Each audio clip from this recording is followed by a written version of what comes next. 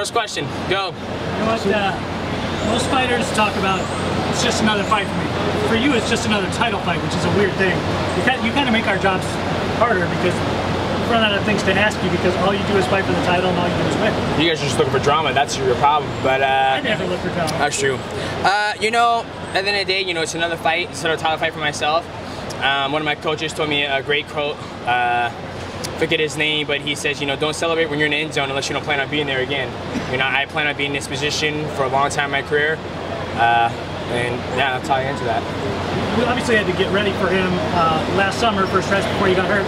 What's different getting ready for him the second time around? I mean, go back and look at both of the fights that he had in the meantime? You know, I mean, obviously you do, but at the same time I went back and looked at myself, did a little bit different things in this training camp. You know, we realized that I am genetically gifted as great cardio, speed, and fast. So we took away from that. We took a little bit of, basically when I used to train for my fights, I'll push my heart rate to like 185 to 190 beats per minute during strength and conditioning. And now I was like, okay, we don't need to do that. You're always in great shape.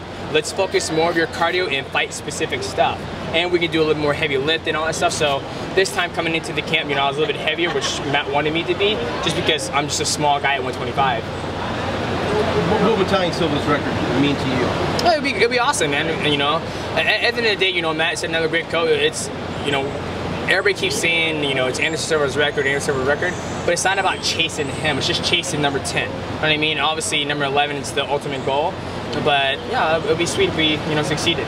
One of those defenses was against a Kansas City guy, Tim Elliott. He's also on the card. How did he push you? What do you think of him as a fighter? I think Tim Elliott, he's a very, very durable, gritty fighter. Big for the weight class. I mean, he's tall. He's like, what, 5'9", 5'8", or something like that. But he's a great fighter. He's good, and he has a lot of heart. So will you celebrate with barbecue when you win? We'll see, man. We'll see. You know, I got to go out there and win first, and then as long as my tummy's good, then we'll go out and find the best barbecue out here. Demetrious, I know earlier this week you called 10 just a stepping stone. Yeah. But it's gonna, if you do get there, you're gonna join Anderson, a guy who's considered the greatest of all time. Does that specifically mean something to you? No, I mean it does, but at the same time, like, you know, for me to, you know, when I look at guys who are greatest of all time, not saying that he's not, I like complete fighters. You know what I mean? I think Gegard Mousasi is very underrated. I mean, his grappling is legit. His boxing is good. He has titles in multiple organizations, even in K1, I believe. I could be wrong. So it's hard for me to say. You know, I train with Matt Hume, one of the best in the world. I mean, he can do it all, wrestle, clinch. You know, I'm not one of those guys like, this is my jiu-jitsu coach. Boxing coach, hey, dietitian. He's just here for the ride. So for me, you know, I'm training with Matt Hume all the time, and Matt Hume can look at a fighter and be like, this guy has deficiencies, you know, so how could he be the best fighter in the world? So kind of went on a rant there, but that's yeah. All right. Have you thought, though, at all about legacy? Has that entered your mind yet? No. Not there yet. I'm 30 years old, and even when I'm about 38 years old, I'm like, how's your legacy? I was like, I don't fucking know. I'm just ready to make sure to keep the lights on when I retire. You get a new belt every time you know what? I'm getting pissed off about this. I saw Daniel Cormier have 3 damn belts. Yeah, so Dana White, WME, IMG, whoever the owner is, who writes the checks, give me 8 damn belts, please, and I'll make 9. And then if I win this one, I'll take this one home. So I'm gonna start, you know, collecting these belts. All these guys, you know, who else has them? Michael Bisping has 2 belts, and I'm just a nice guy. I'm just a company man. Like, I come here, I fight, and they take the belt away from me. I'm like, all right, peace. Call me when you want me to come fight again, and that's it. But now I'm seeing these guys with 3 belts. I'm like, you know, I only got 1 belt, and I got to share it with 2 of my kids. So when you win, do they put the belt around you, then they take it away? Yes. Oh. Shame on them, right? Let them take it away from them. Well, yeah. I mean, that's always been the rules. You know, ever since Anderson Silva and Matt Hughes, they were beating people up all the time. They kept getting belts and belts. And the last thing I heard is that they were selling them and shit. So the UFC was like, I was trying to give it away, but I'm not going to give mine away, you know. So if UFC wants to give me, you know, 9 belts, you know, if I'm successful on Saturday, you know, I'll take the belt home and then send me 8 more. Then I can, you know, do. One of the things I always wanted to do is Floyd Mayweather has a picture of himself with all his championship belts. And I think Andre Ward just did it too. And I think that'd be cool if I can recreate that same image to where it's like, hey, you know, mixed martial arts, you know, you got Conor holding up 2 belts, 2-weight champion. And I think it'd be cool if I was, you know, to be successful and I got to 11, have just 11 UFC titles, and then I'll have my amateur belts and be like, this is the road I took to get here. Don't you think you're probably, it's what I asked you earlier, you're a victim of your own success. They're so used to you winning too. Yeah. Like, hey, it's Demetrious, he's in a title fight and he's going to win again. Well, I mean, I guess I'm not here when to answer that. I mean, I want you to talk about how good you think you are, really. You know, I think I'm one of the best in the world. I mean, there's not another guy out there who can mix it up as good as I can.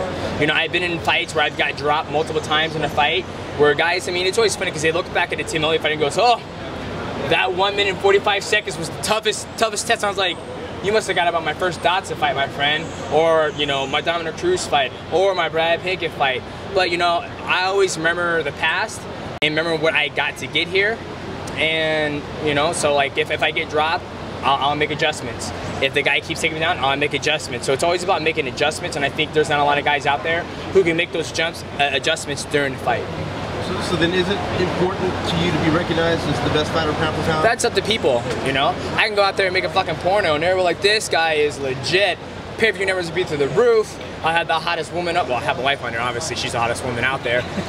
On pay-per-view. What's that? Second hottest. Second hottest. Who's the first? Well, your wife's the first. Oh yeah, then I have the second hottest. So I do a threesome. But you know, people's outlook of people change all the time. You know what I mean? Like Daniel Cormier, he's one of the nicest guys I've ever known. People boo him. Like if I asked him, I was like, hey, why do you guys boo Daniel Cormier?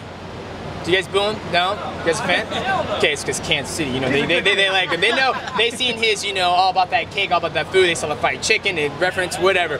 But people, you know, it's almost like if somebody was going to boo them, I'm like, why are you booing him? Like, oh, because he's a dick. So why is he a dick? You know, I mean, he's married, he's got 2 kids, pays his bills, he's not breaking the law, he's not, you know, he's not doing anything else. But you got a guy who's like, oh man, you know, just pop marijuana, man. Everybody's like, fuck yeah, this guy's awesome. It just doesn't make sense. So if I strive my whole career to try to get acceptance from the crowd, to when I first jumped in this sport, it was about fighting and going out there and competing. And then, you know, there's not a lot of pressure trying to win people. It's like going to fucking high school and like, I want to be fucking prom king. So who do I have to sleep with in this company to get, you know, that vote on that ballot for prom king? That's how I look at it, man. So you get this win, Demetrious. Say you get another one. You set the record. Is it for you at some point to set a record that you don't think could ever be beat? Oh yeah, absolutely. Like, yeah, that's like Usain Bolt. You know, I don't think anybody ever is going to beat that record. But you know, 20 years, 30 years from now, there might be another fast guy coming out of Africa and just smoke that record. So for me, if I can set it as high as I can, why not? I mean, what is that number for you? It could be 15, be 16. I don't know. I mean, however long my body holds up. Or until I get tired of it and I was like, you know what? I think I got enough money in the bank, Matt. Why don't we just hang out and just chill and do other stuff? And once you get to that point, is it at that point you start, you know, maybe looking at some of these other options, going to other weight classes, then maybe kind of playing around and have a little more fun? Yeah, I always use that analogy. You know, a guy who works at an aquarium and he's cleaning out the goldfish tank, and his salary is like $200,000. He goes, hey, we need you to go clean up the 2 new great whites we just got in this aquarium. Sweet, you know, I'm gonna get hazardous pay, my insurance is gonna be double, and I'm gonna get, you know, an extra $200,000, you know, raise. No, my friend, no insurance claim, you're actually gonna make the same. The person's not gonna feel too good about cleaning that damn Shark Tank now, is he? So for me, it's all about negotiating, and, you know, obviously when the time comes, if I get to that point in my career, then we'll enter into those negotiations.